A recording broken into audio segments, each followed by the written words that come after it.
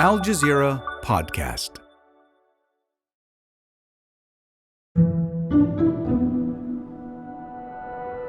The map came out on December 1st. It shows Gaza broken down into a grid of more than 600 numbered blocks. In some places, the blocks are so close together, you can hardly read the numbers.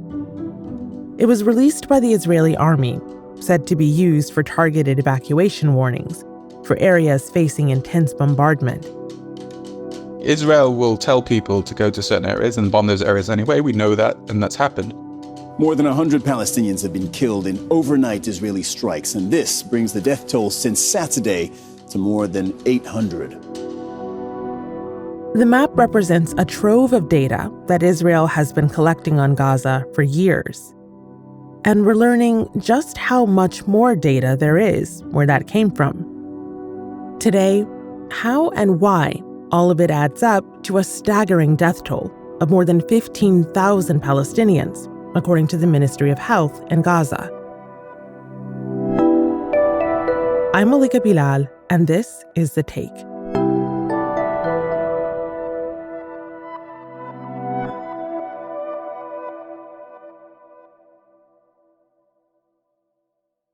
My name is Meron Rapoport. I'm an Israeli journalist based in Tel Aviv, writer and editor in local call 972. 972 is a joint Israeli-Palestinian news outlet. Local Call is its Hebrew-language sister site. They've been reporting closely on Israel's war on Gaza. The past 2 months now were, I think, the worst since I remember, on both sides of the border, of course. What happened on 7th of October was terrible, and I think there's a sense of insecurity that I have not witnessed in all my life. And on November 30th, 972 and Local Call published an investigation into the Israeli army's war protocols, speaking to insiders in the military and in Israeli intelligence. They found there's been a major shift since the first days of the war. What our investigation, I think, showed is that it seems that there is a substantial change in the way Israeli army is using its power in Gaza. One, Meron says, is a much wider use of artificial intelligence. The system specifically called the Gospel in English, which collects and creates and produces hundreds of targets in almost in an automatic way. This system generates bombing targets at an unprecedented scale. Here's Yuval Abraham, the reporter on that investigation, speaking to the show Democracy Now! The rate of creating the targets is now faster than the rate that Israel is able to bomb the targets. And in this targets division, according to the army's sources, already 12,000 targets were created during this war in this targets division using these artificial intelligence tools. This is done, as a factory to produce targets. And that's how a former intelligence officer described it in the piece, a mass assassination factory. This is one aspect. The second aspect is in previous operation, there was something that the army calls power targets. These are high-rising buildings, government buildings, universities, banks, government offices, all kind of symbols, let's say, that they're hitting them and making them collapse was a part of psychological war, even in order to spread the terror among the people of Gaza and pushing them to topple Hamas. That strategy, that mass destruction by the Israeli army will cause a drop in support for Hamas, has been in place for a long time, Meron says. Israel, for many years, its policy towards the operation in Gaza, its previous wars against Hamas was that use of force, excessive force, of unproportional force. One of the targets, besides hitting Hamas targets, is to deter Hamas from future attacks and deter the population from supporting Hamas. After October 7th, this has reached much, much higher level, and there is a feeling in Israel, and it is being said publicly, that if we will not crush Hamas and crush its support, its base in Gaza, political and military, then the future of Israel will be in danger, because its other enemies, from Hezbollah to other enemies, will understand that Israel is weak. And what we've seen in this war, Meron says, is a very high number of those power targets. But what else constitutes a target is a little vague. As we have shown in our investigation, the word target could sometimes mean an apartment in which there is a probability, again, and it's again probability because this is AI, it's not direct information, it's probability, that there is a probability that a Hamas combatant, and it could be in any level because all Hamas militants in Gaza are considered target, all of them, including low-level fighters at home with their families or neighbors. Meron said that got one Israeli source in the investigation thinking. While collecting these targets, he thought that I myself, when I come home for weekend, it seems that maybe my house, my apartment building could be a target too, because I serve in the army. So he felt very uncomfortable about turning private houses into targets. Which gets at another revelation in the piece around civilian deaths. We found out that Israel, for each target, there is a file in which it is written how many civilian casualties could be harmed if this target is attacked. And there was a limitation on how many civilians could be targeted, collateral damage. It seems that in this war, this limit was loosened to a very large extent. And in at least one case, what we came to know is that in order to kill senior Hamas leader, the army has allowed a potential collateral damage of hundreds of civilians. And that's where the use of artificial intelligence technology comes in. Or rather, Meron says, the decisions that use it. We have to remember that AI does not mean that the targets are attacked automatically.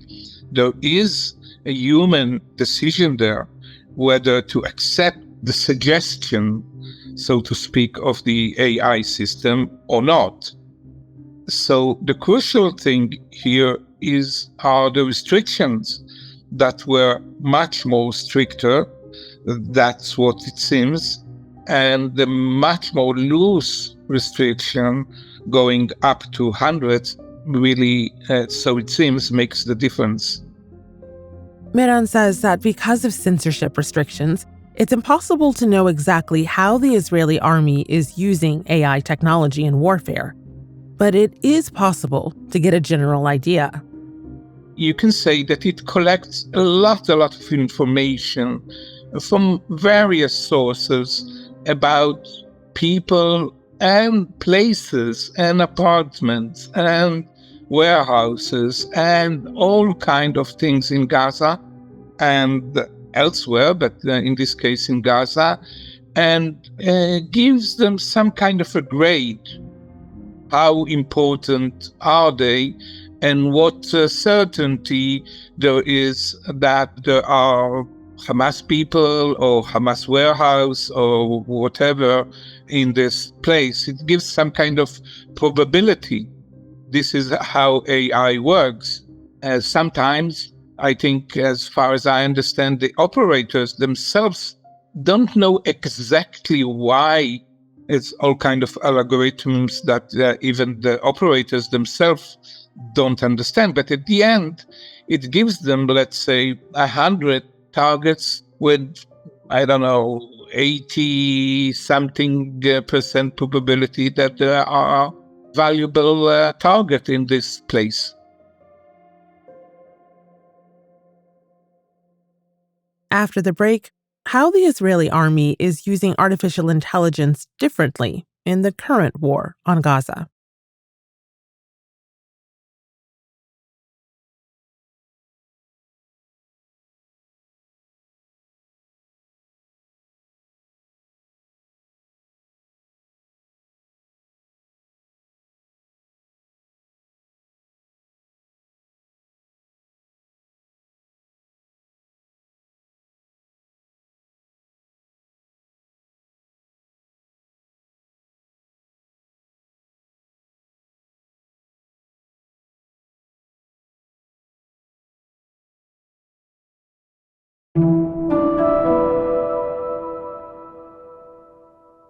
This is not the first time Israel has used AI technology in warfare, Meron says. It was done before in 2021, but not on such a scale. That was during the 11-day escalation of violence that year. And while this kind of cutting-edge technology is promoted as making warfare more precise, evidence on the ground in Gaza suggests otherwise. So the Israeli army itself is saying, and sources within the army told us, that this is done, as a factory to produce targets. Certainly, this technology helps creating targets in unprecedented pace. What the quality of these targets, what does it mean that there are so many targets? This is, of course, we don't know because we don't know the targets themselves and how they were chosen. But as I told you, the crucial thing is the way you use it. From the moment you loosen the rate of collateral damage possible in each attack, then, AI maybe not directly, but indirectly contributes to hurting more civilians. We often talk about AI in these very glowing terms, to help us and to engage in precision. This is Marc Owen Jones. He wrote an opinion piece about the AI revelations for Al Jazeera. I'm an associate professor of Middle East Studies at Hamad bin Khalifa University, and I specialize on digital authoritarianism. And he told us how those glowing terms also apply to warfare. There's this idea that AI will make warfare somehow more clinical, more precise, and somehow, because of that, more humane. These terms are often designed to hide the ugly reality of war, and this is what's happening now in Gaza. Israel are using AI to essentially increase the efficiency with which they target and kill civilians. And so it's actually quite sinister. Whilst they like to claim that they're the most moral and the most technically sophisticated army in the world, they're also using these technologies to kill Palestinians on a level that we've never seen before. The Israeli army is using AI not only as a form of warfare against Palestinians, but, Marc says, as a form of propaganda as well.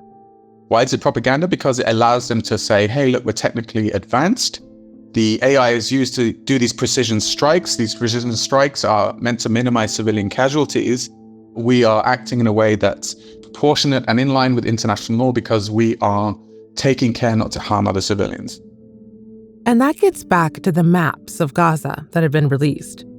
It's done, according to the Israeli army, to avoid unnecessary civilian casualties. But, as Marc says, they're creating this technological window dressing to try and give the illusion that they are adhering to international law. But because Gazans can't actually access this, it's clearly window dressing for a Western audience. It was put a lot on social media and designed again to make people think that Israel were adhering to international law. by, giving sufficient warning to civilians in this very kind of techno-savvy way. Obviously nonsense. And these maps, says Marc, aren't even clear. So when people are able to access them, they still don't know where is safe and where is not. So that just increased the sense of panic, because people now are looking, okay, we don't actually know where to go. And it's also irrelevant because we know that Israel have told people to, for example, evacuate from the north to go to the south. But then they bombed the south. So Israel don't have a record of being honest about where they're going to bomb.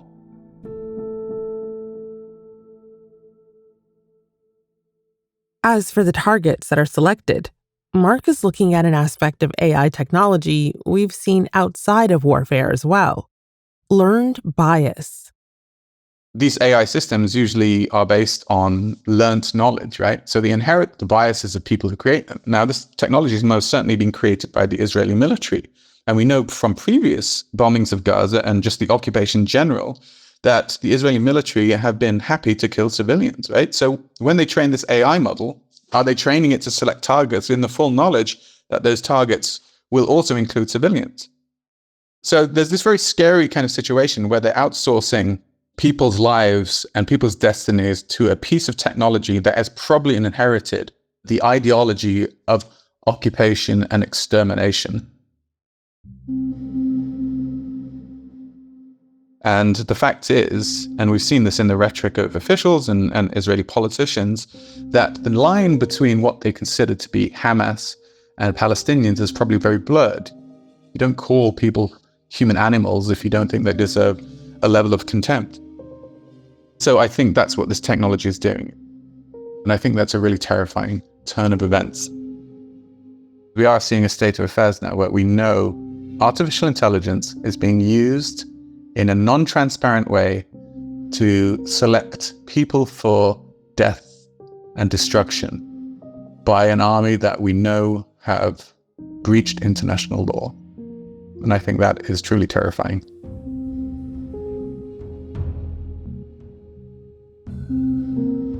And that's The Take. This episode was produced by Fahrinisa Campana and Sonia Baghat, with Chloe K. Lee, Miranda Lynn, Sariel Khalili, Khalid Sultan, David Engers, Amy Walters, Nagin Oliayi, Ashish Malhotra, Zainab Badr, and me, Malika Bilal. Our sound designer is Alex Roldan.